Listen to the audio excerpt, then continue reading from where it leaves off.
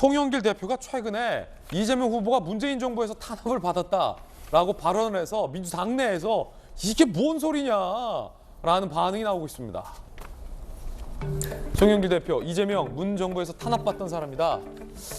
기소돼서 거의 정치적으로 죽을 뻔했다라고 하는 거 보니까 이재명 후보가 토론회에서 거짓말을 해서 대법원까지 갔었던, 대법원에서 구사일생으로 살아났던 이 사건을 송영길 민주당 당대표는 문재인 정부가 탄압한 사건으로 생각하는 듯합니다.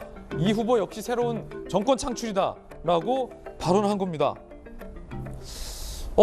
당장 이낙연 전 대표부터 반발을 했습니다. 이게 뭔 소리냐라는 겁니다. 문재인 정부의 성취까지도 사실과 다르게 평가하는 경향이 없지 않습니다. 이것은 잘못입니다. 적어도 민주당이라면 문재인 정부의 성취와 과오를 공정하게 인정하고 그 바탕 위에서 발전을 추구해야 한다. 윤영찬 의원이 공개 반발을 했습니다. 아연 실색이란 반응입니다.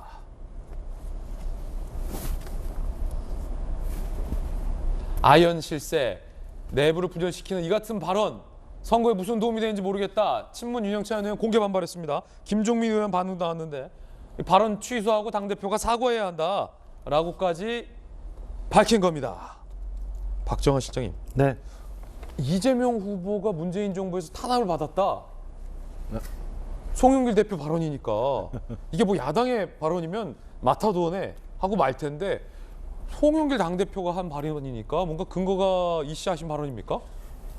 뭐 지금 말씀하신 것처럼 사실은 경기지사 할 때 그 대법원까지 가는 그 재판을 말씀하시는 거 아닌가 싶은 생각이 드는데, 아니 근데 대한민국은 삼권이 분립이 돼 있고 사법부가 그렇다면 송영길 대표는 문재인 정부의 어떤 의지대로 이재명 후보를 죽이려 탄압을 했다는 말씀이십니까? 뭐 그렇게 해석을 해야 되는 건지 잘 모르겠어요. 그것도 하나 있고, 그다음에 민주당 소속으로 성남시장 되고 경기지사 선거 하셨잖아요. 근데 어떻게 탄압을 받았다는 건지 잘 모르겠는데, 문제는 이재명 후보가 이제 본격적으로 진짜 넘어야 될 큰 파고를 안고 가고 있는 것 아닌가라는 생각이 듭니다. 앞서 저희가 이재명 후보, 윤석열 후보 뭐 지지율 추이 봤습니다만, 이재명 후보가 이 30% 중후반 박스권을 계속 벗어나지 못하고 있는 가장 중요한 변수 중에 하나가 바로 이 현 문재인 정부와의 차별화라고 저는 보고 있거든요. 그 차별화에 외형적으로 지난 연말 12월 달에 원팀을 이뤘습니다마는 그 안에 들어가서 이제 내부적으로 일이 진행이 되면서 실질적인 원팀의 모습을 보이지 못하고 친문 내지는 그렇지 않은 이재명 후보와의 갈등이 본격적으로 좀 나오고 있는 것 아닌가. 이 고비를 이재명 후보가 여하이 잘 넘어가느냐, 아니면 여기에 또다시 넘지 못하느냐에 따라서 저는 저 30% 중후반의 박스권을 벗어나지 못하고 혹은 넘어가고 하는 중요한 계기가 아닐까라는 생각이 듭니다. 국회 반장 출신의 이재명 기자가 보는 관점이 따로 있을 것 같아요. 송영길 대표가 주류는 아니었잖아요. 솔직히 그렇죠. 친문 주류는 아니잖아요. 그러면 송 대표가 그냥 실어나 할 민주당 당대표는 아닐 것 텐데 이재명 후보가 민주당 정부에서 탄압을 받았다. 자, 이 의도는 뭘까요?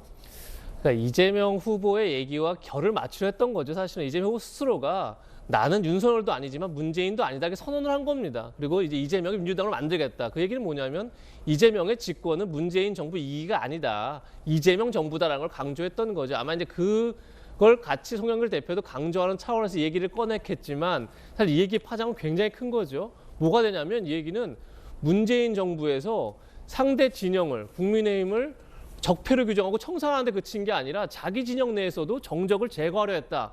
이런 얘기가 되는 거죠. 그런 점에서 송영길 대표의 발언은 상당히 지금 이제 문재인 정부에 참여했던 의원들 중심으로 굉장히 크게 반발을 할 수밖에 없는 그런 얘기이기 때문에 어떻게 보면 이재명 후보가 또 하나 이제 만들려고 했던 게 이제 원팀 기조인데 그 기조를 흔들었다. 그런 점에서 송영길 대표의 뭐 실언이다라고 볼 수밖에 없는 그런 측면이 있다는 말씀을 하나 드리고, 또 하나는 전 그럼에도 불구하고 이낙연 전 대표가 이렇게 얘기합니다.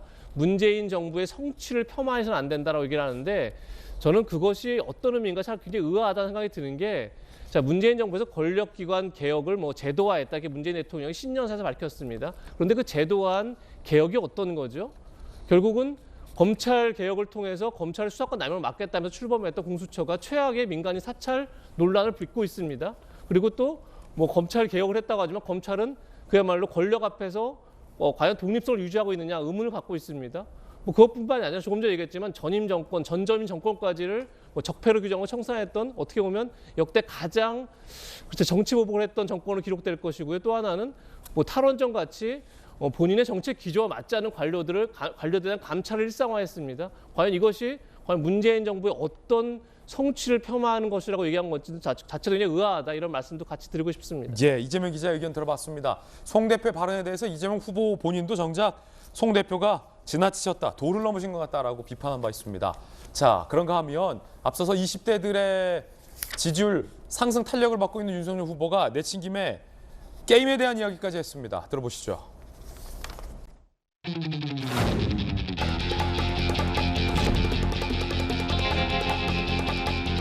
게임을 질병으로 보던 기존의 왜곡된 시선은 바뀌어야 됩니다. e스포츠도 프로야구처럼 지역 연고제를 도입하고 지역별로 e스포츠 경기장을 설립하도록 하겠습니다. 또한 어린이와 어르신도 손쉽게 게임을 즐길 수 있도록 게임 아카데미를 설치하고 네, 게임과 관련된 공약들을 발표했던 모습 보셨습니다.